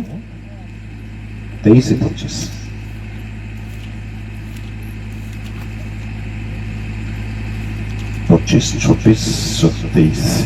ତୁମେମାନେ କୌଣସି ବ୍ୟବସାୟ କର୍ମ କରିବ ନାହିଁ, ମାତ୍ର ସଦାପ୍ରଭୁଙ୍କ ଉଦ୍ଦେଶ୍ୟରେ ଅଗ୍ନିକୃତ ଉପହାର ଉତ୍ସର୍ଗ କରିବ। ଆହୁରି ସଦାପ୍ରଭୁ ମୂଷାଙ୍କୁ କହିଲେ, ସେହି ସପ୍ତମ ମାସର 10ମ ଦିନ ଅବଶ୍ୟ ପ୍ରାୟଶ୍ଚିତ୍ତର ଦିନ ହେବ। ପ୍ରାୟଶ୍ଚିତ୍ତର ଦିନ ହେବ, ଅନୁତାପର ଦିନ ଅଟେ, ଉପବାସ ଦିନ। ବସିବା ପ୍ରଭୁଙ୍କ ସାନ୍ନିଧ୍ୟରେ। ମୁଁ ସମସ୍ତଙ୍କୁ ରିକ୍ୱେଷ୍ଟ କରୁଛି, ଆପଣ ମାନେ ସମସ୍ତେ ଆସନ୍ତା କାଲି ଆସନ୍ତୁ ମର୍ଣ୍ଣିଂରେ ଆମେ ଟିକେ ଆଣ୍ଠେଇବା ଆଉ କାନ୍ଦିବା ନିଜ ପାପ ପାଇଁ। ଏ ଉପବାସର ମହତ୍ଵ। ମୁଣ୍ଡ ଯାକ ପାପ ଆମର, ଚିନ୍ତାରେ ପାପ, ଭାବନାରେ ପାପ, କଳ୍ପନାରେ ପାପ, ଘରେ ପାପ, ଜିହ୍ୱାରେ ପାପ, ଚକ୍ଷୁରେ ପାପ, ଶରୀରରେ ପାପ, ଆଙ୍ଗୁଠିରେ ପାପ, ମୋବାଇଲରେ ପାପ, ଶଯ୍ୟାରେ ପାପ, ରୁମରେ ପାପ, ଘରେ ପାପ, ଚର୍ଚ୍ଚରେ ବି ପାପ କରୁଛୁ ଆମେ। ନିଶ୍ଚୟ କାଲି ଆସନ୍ତୁ ଆମେ ଆଣ୍ଠେଇବା, ପ୍ରଭୁଙ୍କ ଠାରେ କ୍ଷମା ପ୍ରାର୍ଥନା କରିବା, ପରିଷ୍କୃତ ହେବା ଦରକାର। ହାଲେଲୁୟା। ଗୋଟେ ସୁନ୍ଦର ବାକ୍ୟ ମନେ ପଡୁଛି, ପଢିବା। ପରମେଶ୍ୱର ପରିଷ୍କାର ଅଗ୍ନି ଅଟନ୍ତି। ପ୍ରେଜ୍ ଦ ଲର୍ଡ। ପଢନ୍ତୁ ମଲାଖୀର 3 ଅଧ୍ୟାୟ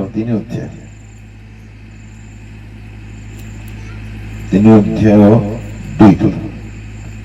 ମାତ୍ର ତାହାଙ୍କର ଆଗମନ ଦିନ କିଏ ସହିପାରେ? ଆଉ ସେ ଦର୍ଶନ ଦେବା ବେଳେ କିଏ ଠିଆ ହେବ? କାରଣ ପରମେଶ୍ୱର ପରିଷ୍କାରୀର ଅଗ୍ନି ତୁଲ୍ୟ। ପରିଷ୍କାରକାରୀର ଅଗ୍ନି ତୁଲ୍ୟ। ହାଲେଲୁୟା। 3 ପଦ। ପୁଣି ସେ ରୌପ୍ୟ ପରିଷ୍କାରକ ଓ ସୂଚୀକାରକର ତୁଲ୍ୟ ବସିବେ ଓ ସେ ଲେବୀର ସନ୍ତାନଗଣକୁ ପରିଷ୍କାର କରିବେ। ପରମେଶ୍ୱର କଣ କରିବେ? ପରିଷ୍କାର କରିବେ, ଯେହେତୁ ସେ ପରିଷ୍କାରକାରୀର ଅଗ୍ନି। ଆମ ପରମେଶ୍ୱର ସଫା କରିବା ଅଗ୍ନି ଅଟନ୍ତି। ଆମେ ଉପବାସ ସହିତ କାଲିକି ନିଶ୍ଚୟ ଆସିବା। ଭାଇ ଭଉଣୀ ମାନେ, ମୁଁ ଏବେ ଯେ ମୂଳ କଥାକୁ ଯାଇପାରି ନାହିଁ, ଯିବି ବୋଲି ଭାବୁଛି ଯେ ଟାଇମ ହେବ କି ନାହିଁ ଜାଣେ ନାହିଁ, ବାକି ପ୍ରଭୁଙ୍କ ହାତରେ। ଉପବାସ ଦିନ ତୃତୀୟ କଥା, ପ୍ରାୟଶ୍ଚିତ କରିବାକୁ ପଡିବ। ନିଜର ଭୁଲ ପାଇଁ, ସ୍ୱାମୀର ଭୁଲ ପାଇଁ, ସ୍ତ୍ରୀର ଭୁଲ ପାଇଁ, ପୁଅ ଝିଅର ପାପ ପାଇଁ, ପରିବାର ଖାନଦାନର ପାପ ପାଇଁ ଆମକୁ ଆଣ୍ଠାଇ ପ୍ରଭୁଙ୍କ ଠାରେ ପାପ କ୍ଷମାକୁ ମାଗିବାକୁ ପଡିବ। ଆଉ ପରମେଶ୍ୱର ଯେ ପରିଷ୍କାରକାରୀର ଅଗ୍ନି ତୁଲ୍ୟ ଅଟନ୍ତି, ତାଙ୍କ ପରିଷ୍କାରର ଅନୁଭୂତିକୁ ଆମେ ମାନେ ଜୀବନରେ, ପରିବାରରେ, ମଣ୍ଡଳୀରେ ଅନୁଭବ କରିବା ଦରକାର। ହାଲେଲୁୟା। ପ୍ରେଜ୍ ଦ ଲର୍ଡ। ହାଲେଲୁୟା। ଆଉ ଗୋଟେ ସୁନ୍ଦର ଲାଭ ଉପବାସରେ, ବଡ଼ ଆଶ୍ଚର୍ଯ୍ୟ ଲାଗେ ମତେ। ପରମେଶ୍ୱର କହିଲେ, ଜୋନାସ ଆପଣ ସମସ୍ତେ ଜାଣନ୍ତି, ତୁମେ କୁଆଡେ ଯାଅ? ନିନିବେକୁ ଯାଅ। ଜୋନାସ କଥା ଶୁଣିଲେ ନାହିଁ, ଇତ୍ୟାଦି ଇତ୍ୟାଦି ଘଟଣା ସେଠାରେ ଘଟିଛି। ଶେଷରେ ସେ ପ୍ରାର୍ଥନା କରିଲେ, ପ୍ରଭୁ ତାକୁ ରକ୍ଷା କଲେ ମାଛର ଉଦରରୁ। ସେ ଉଠି ଆସିଲେ, ବାହାରି ଆସିଲେ। ଆସିଲା ପରେ ପ୍ରଭୁଙ୍କ ବାକ୍ୟ ପ୍ରମାଣ ପୁଣି ନିନିବେକୁ ଗଲେ, ଯାଇକି କଣ ଘୋଷଣା କରୁଛନ୍ତି? ଯଦି ତୁମେ ମାନେ ଫେରିବ ନାହିଁ, ପାପରୁ ଫେରିବ ନାହିଁ, ସମୁଳେ ନଗର ଉତ୍ପାଟିତ ହବ ବୋଲି ଲେଖା ଅଛି 3 ଅଧ୍ୟାୟ। ପଢନ୍ତୁ ନାହିଁ, ବେଶୀ ସମୟ ହେଇଯିବ। ତେବେ ଏଇଟା ଗୋଟେ ଭୟଙ୍କର, ଟିକେ ପଢିବା, ସେଠି ଏମିତି ସେମାନେ ରହିଛନ୍ତି। ଆଜ୍ଞା ପଢନ୍ତୁ 3 ଅଧ୍ୟାୟ 4, 5। ପୁଣି ଜୋନାସ ନଗରରେ ପ୍ରବେଶ କରିବାର ଆରମ୍ଭ କରି 1 ଦିନର ପଥ ଯାଇ ଉଚ୍ଚ ସ୍ୱରରେ ଘୋଷଣା କରି କହିଲେ, ଯଥା ଆଉ 40 ଦିନ ଗତ ହେଲେ, ଆଉ 40 ଦିନ ହେଲା ପରେ ନିନିବି ଉତ୍ପାଟିତ ହେବ। ୟେସ୍ 5। ତହିଁରେ ନିନିବିର ଲୋକମାନେ ପରମେଶ୍ୱରଙ୍କ ଠାରେ ବିଶ୍ୱାସ କଲେ ଓ ଉପବାସ ଘୋଷଣା କରି ବଡ଼ ଠାରୁ ସାନ ପର୍ଯ୍ୟନ୍ତ 7 ପଦ। ପୁଣି ରାଜାର ଓ ଅଧ୍ୟକ୍ଷ ଗଣର ଆଜ୍ଞାନୁସାରେ ସେ ନିନିବିର ସର୍ବତ୍ର ଏହି କଥା ଘୋଷଣା ଓ ପ୍ରଚାର କରାଇଲା, ଯଥା ମନୁଷ୍ୟ କି ପଶୁ କିମ୍ବା ଗମେଶାଦି ପଲ କେହି କିଛି ଆସ୍ୱାଦନ କିଛି ଚାଖିବ ନାହିଁ, ସେମାନେ ଭୋଜନ କି ଜଳପାନ ନ କରନ୍ତୁ। ମାଇ ଗଡ୍। ସେମାନେ ଭୋଜନ କି ଜଳପାନ ନ କରନ୍ତୁ। ଭୋଜନ ବି ନାହିଁ, ଆଉ ଜଳପାନ ନ କରନ୍ତୁ। ଆଉ ଜୋରସେ ଭୋଜନ କି ଜଳପାନ ନ କରନ୍ତୁ। ଦେଖ, it means this is possible. Fasting রে মতে এমনি ফাস্টিং মতে বড় ইচ্ছা ফাস্টিং। ଆମେ କେବେ ଦେଖିଲେ ଖାଇବାଟା ଖାଇବା ଭଲ ନାହିଁ ନା। ମୁଁ ଏଗେନ୍ କ୍ଲାରିଫାଇ କରୁଛି, ଖାଇବାଟା ମିଳିଲେ ଭଲରେ ଖାଆନ୍ତୁ, ଫାଷ୍ଟିଂ ମଧ୍ୟ ଭଲରେ ରୁହନ୍ତୁ। ବୁଝିପାରିଲେ? ଆଉ ବଡ ଇଣ୍ଟରେଷ୍ଟିଂ କଥା, କେଉଁମାନେ ରହିଛନ୍ତି ଫାଷ୍ଟିଂ ଏଠି? ମନୁଷ୍ୟ, ପଶୁକୁ ମଧ୍ୟ ଖାଇବାକୁ ପିଇବାକୁ ନାହିଁ। ଆଉ ଆମେ ନିଜେ ତ ଖାଇବ, ସ୍ତ୍ରୀକୁ କିଣିଦେବୁ, ସିଏ ବି ଖାଇବ, ପୁଅ ଖାଇବ, ଝିଅ ଖାଇବ, ମା ଖାଇବ, ବାପା ଖାଇବ, ସମସ୍ତେ ଖାଇବ। ବାଇବଲରେ ମୁଁ ଜାଣିବାରେ ଦୁଇଟି ଫାଷ୍ଟିଂ, ଜ ବିହୁନ ଫାଷ୍ଟିଂ। ଏସ୍ତର ଦିଦି ମାନେ ତ ଆଜ୍ଞା 3 ଦିନ ଫାଷ୍ଟିଂ କରିଛନ୍ତି। No food, no water. Can you imagine? How can it be? কিপরি সম্ভব আগে? No food, খানা তো ছাড়ো, ওকে, আন্ডারস্ট্যান্ডেবল, বুঝা পড়ছি। No water.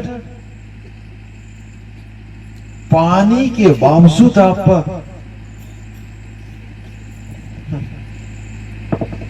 মাস্টার দিদিଙ୍କ ବିଷୟରେ ବସି କହି ବୋଲି ଭାବୁଥିଲି, time ଆଇପଇଲା। Praise the Lord. Hallelujah. Number 1, ଶିଶୁ ଉପବାସ କଲେ, ଶିଶୁ ମାନେ କଲେ, ଯୀଶୁ କହିଲେ ଏଥିପାଇଁ ମୁଁ ତାଙ୍କର ଛୁଆ, ମୁଁ ତାଙ୍କର ପୁଅ, ମୁଁ ତାଙ୍କର ଝିଅ, ମୁଁ ରହିବି। Praise the Lord. Number 2, କୁହନ୍ତୁ, ଶୈତାନ ଠାରୁ, ପାପରୁ, ଅଭିଳାଷରୁ ବିଜୟ ହେବା ପାଇଁ ଉପବାସ ରହିବାକୁ ପଡ଼ିବ। Number 3, ପାପ ସ୍ୱୀକାର କରିବା ପାଇଁ। ନର୍ମାଲି ସ୍ୱୀକାର କରିଲେ ହେବ ନାହିଁ ଆଜ୍ଞା, ହେବ ନାହିଁ। ଉପବାସ ରୁହନ୍ତୁ, ଆଣ୍ଠାନ୍ତୁ, ପ୍ରାୟଶ୍ଚିତ୍ତର ଦିନ ଅଟେ, ଆଣ୍ଠାଇ ପାପ କ୍ଷମା ମାଗନ୍ତୁ। ଦେଖନ୍ତୁ ପ୍ରଭୁଙ୍କ ଲୋକମାନେ, ଆପଣମାନେ ମଧ୍ୟ କାହିଁ ନା କାହିଁ କେବେ ନା କେବେ ଅନୁଭବ କରିଥିବେ, ଉପବାସ ରହି ପାପ କ୍ଷମା ମାଗିଲେ ଯୋଉ ଶାନ୍ତି, ଓହୋ। କେତେ ଲୋକ ସେଟା ଅନୁଭବ କରିଛନ୍ତି? ହାତ ଦେଖି ଦେଖିପାରିବେ କି? ଉପବାସ ରହି ପାପ ନିମନ୍ତେ କ୍ଷମା ପ୍ରାର୍ଥନା କରି ଅପୂର୍ବ ଶାନ୍ତି ପାଇଛନ୍ତି? ଏନିୱାନ୍? 1 2 3 4 5 6 7 କହିଛନ୍ତି? କ୍ୟା ବାତ ହେ! ଓ ହାଲେଲୁୟା! ତାଳି ଦେଇ ମାରୋ ପ୍ରଭୁଙ୍କ ପାଇଁ। Praise the Lord. Hallelujah. ପ୍ରାୟଶ୍ଚିତ୍ତର ଦିନ ଅଟେ, ସେ ଦିନ ହିଁ ପ୍ରାୟଶ୍ଚିତ୍ତର ଦିନ। କୋଉ ଆଉ ଗୋଟେ ଲାଇନ୍ କହୁଛି ଶୁଣନ୍ତୁ। ଉପବାସ ରହିବା ପୂର୍ବରୁ ସବୁ କାମ ନିହାତି ସାରିବେ, ତାପରେ ଫାଷ୍ଟିଂ ରହିବେ, ଏଇଟା ମନେ ରଖିବେ। ଆଉ ଉପବାସ ବେଳେ ଦୟାକରି ଡେକ୍ଚି ଆଡେ, ଭାତ ଆଡେ, ଡାଲି ଆଡେ ମନ ରଖିବେ ନାହିଁ, ତାହା ଠିକ ଉପବାସ ହବ ନାହିଁ। ନିଜକୁ ଦୟାକରି ଅଲଗା ରଖନ୍ତୁ। ରୋଷେଇ ରୁମରେ କରନ୍ତୁ, ରୋଷେଇ ଫୋଷେଇ ସବୁ ସାମାନ ବାହାର କରି ରୋଷେଇ ରୁମରେ କରନ୍ତୁ ନା, ଯଦି ଜାଗା ନାହିଁ। ନହେଲେ ସମସ୍ତେ ଶୋଇଲା ପରେ ରାତି ସାରା ଫାଷ୍ଟିଂ ବସନ୍ତୁ। କିନ୍ତୁ ମୋର ପଏଣ୍ଟ ହଉଛି ଏକଲା ରହିବାର ଅଛି। ଆପଣମାନଙ୍କୁ ଏନକରେଜ ପାଇଁ ଗୋଟେ କଥା କହିବି, ମୁଁ ୟୁଥ ଥିଲାବେଳେ, ଯେହେତୁ ବାଇବଲରେ ଲେଖା ଅଛି କି କାହାକୁ କୁହ ନାହିଁ, ତ ମୁଁ କାହାକୁ କହିଲି ନାହିଁ। ହେଲେ କାହାକୁ କହିଲି ନାହିଁ ବୋଲି କହିଲେ ଘରେ ତ କରିହେବ ନାହିଁ, ମତେ ବୁଝିପାରୁଛନ୍ତି? ମୁଁ ଚର୍ଚ୍ଚକୁ ପଳେଇଲି, ଆଉ ବାଧ୍ୟ ହେଇକି ଆମର ପାଷ୍ଟର ଯୋଉ ଥିଲେ ତାଙ୍କୁ ରିକ୍ୱେଷ୍ଟ କଲି, ସାର୍ ପ୍ରେଜ୍ ଦ ଲର୍ଡ, ଆରେ ବାବୁ କୁଆଡେ ପଳେଇ ଆସିଛ? ପଳେଇ ଆସିଛି ଆଜ୍ଞା, କଣ କରିବି ବୋଲି କହିଲି। ଆକ୍ଚୁଆଲି ସାର୍ ମୁଁ ଫାଷ୍ଟିଂ ରହିବା ପାଇଁ ଚାହୁଁଛି, ମତେ ଦୟାକରି ହଲ୍ଟା ଟିକେ ଦିଅନ୍ତୁ ଆଜି ଦିନ ପାଇଁ। ସେ ବଡ ଖୁସି ହେଇଗଲେ। ପ୍ରେଜ୍ ଦ ଲର୍ଡ। ସେ ଆପଣମାନଙ୍କର ଚର୍ଚ୍ଚ ଅଛି ନାଇଁ? ଅଛି ପୁରା? ୟେସ୍, ନିହାତି ଅଛି। ଚର୍ଚ୍ଚକୁ ଯାଆନ୍ତୁ, ରିକ୍ୱେଷ୍ଟ କରନ୍ତୁ, ଗଡ଼ରେ ପଡ଼ନ୍ତୁ, ଆଉ ସେଠି ରହିଯାଆନ୍ତୁ 3 ଦିନ। ହାଲେଲୁୟା। ଘର ଲୋକ କହିଦିଅନ୍ତୁ ମୁଁ ଗିର୍ଜା ଯାଉଛି ବୋଲି, ଲେଖା ଛିଣ୍ଡିସ୍, କାମ ମଧ୍ୟ ହେବ। ଦେଖ ଲୋକ ମା ଦେଖୁଥିବେ, ଆ ବାପା ଖାଇଦେବ ଧନ ପରା ବୋଲେ, ସେ ଯୀଶୁ ନାମ ଦୂର ହଉ ତାକୁ। ଏ ମା ମାନେ ଦେଖ ଝାମେଲା କରିବେ, ଲାଉଡ କରି ରଖିଥିବେ, ଆଉ ମଝିରେ ମଝିରେ ବାସ୍ନା କରି ରାନ୍ଧୁଥିବେ, ବୋଲେ ପିଲାର ମନ କୋଉଠି ଥିବ? ଏଟା ନିହାତି ମନେ ରଖନ୍ତୁ। ଦେଖ ଫାଷ୍ଟିଂ ରେ ଭୋଗ ହବ କି ନାହିଁ ମତେ କୁହ? ହେବ। ଏଣୁ ଏପରି ମାହୋଲ ବନାନ୍ତୁ କି ଭୋକର ଝାମେଲା ହେଇଯିବାର ଅଛି। Praise the Lord. ଆରେ ନାକ କାଟି ହବ କି? ହେବ ନାଇଁନି, ସରି ଭୁରି ହେବ ନାହିଁ। ଏଥିପାଇଁ ଆପଣ କାଟି ହେଇ ପଳେଇ ଯାଆନ୍ତୁ ଅଲଗା ଜାଗାକୁ, ସେଠି ଈଶ୍ୱରଙ୍କ ସହିତ ମଗ୍ନ ହେଇଯାନ୍ତୁ। ନମ୍ବର 3 କଣ ଆଜ୍ଞା? ପ୍ରାୟଶ୍ଚିତ। অনুতা নাম্বার 4 ওই না নাম্বার 4 ওই নাই ওইলি কি নাই হ্যাঁ নাই সেটা হিসে পরিষ্কার করিবে নাম্বার 4 কই নাই সরি ଏବେ କହୁଛି ନମ୍ବର 4 ବହୁତ ଗୁରୁତ୍ୱପୂର୍ଣ୍ଣ ବିଷୟଟେ ଏଇଟା ମୁଁ ବହୁତ ଜୋର ଦେବି ବୋଲି ଭାବିଲି କିନ୍ତୁ ଟାଇମ 11ଟା ହେଲାଣି ଆପଣମାନେ ବସିଥିବାରୁ ଆପଣମାନଙ୍କୁ ଧନ୍ୟବାଦ ମହାପ୍ରଭୁ ଯୀଶୁ ଆପଣଙ୍କୁ ବେଶୀ ବେଶୀ ଆଶୀର୍ବାଦ କରୁ ପ୍ରେଜ୍ ଦ ଲର୍ଡ ନମ୍ବର 4 ବହୁତ ସର୍ଟଲି କହିବି ଯଦି ପ୍ରଭୁ ଅନୁଗ୍ରହ କଲେ କାଲିକି ଦେଖିବା ବାଇବଲ ବନ୍ଦ କଲେ ଯାହା ହଉ ଭଲ ଲାଲ ଭାବୁଛ ନା କେମିତି ବନ୍ଦ କରି କହିବି हालेलुया बोलो यीशु प्रभु की हालेलुया एला बहुत गुरुत्वपूर्ण कथा सुनो काहे कि मते फास्टिंग नेवा अछि समय मंद थे कार मंद थे चारिआडे शैतान हलचल मचाई रखिछि छोट छुआ ठारू वृद्ध लोक माने पापर बसरे आज अछंती अर्थात विनाश सेमानंगु छकी बसिछि ग्रास करिबा पई जो किछि विनाश माडी आसुछि विनाश अनंत विनाश अपेक्षा करिछि बाइबल गोटे कहानी हामन बोली बोली जने लोक थिले जे कि शैतान निदर्शन अटंती एस्तर रानी एही कथा लिखुछंती 22 पत्रिका में देखा पाचे हम पढ़ो नहीं जो तो टाइम बहुत ही जाइए ध्यान देवे सर्टली सारे चेष्टा कर हामान जे कि सम्मान पाई बोली तार व्यवहार तार अधिकार को से व्यवहार करे प्रभुकर लोक मानकु समूले विनाश करबा पाई राजा को निकट को गले और राजा को बुझाइले फुसलाइले और राजा को गिफ्ट दे राजा को दस्तखत कराई दे समग्र सुसन राजधानी रे प्रचार प्रसार कराई देले कि एई लोक माने राजा क्या को मानु नाहंती आदर्श मानु नाहंती एमानकर विनाश हेबा दरकार कोन हेबा दरकार सेठी स्पष्ट लिखा अछि एमाने एमानकर परिवार एमानकर ग्राम एमानकर देश ए जाति को समूले नष्ट करिवार अछि माने आपण आपनको स्वामी आपनको स्त्री आपनको पुओ आपनको झियो मां बापा भाई भौणी ज्ञाति कुटुंब विनाश करिवा पाई हामन षड़यंत्र रचना करिछि ए हामन मु कहली जल्दी हामन द्वादश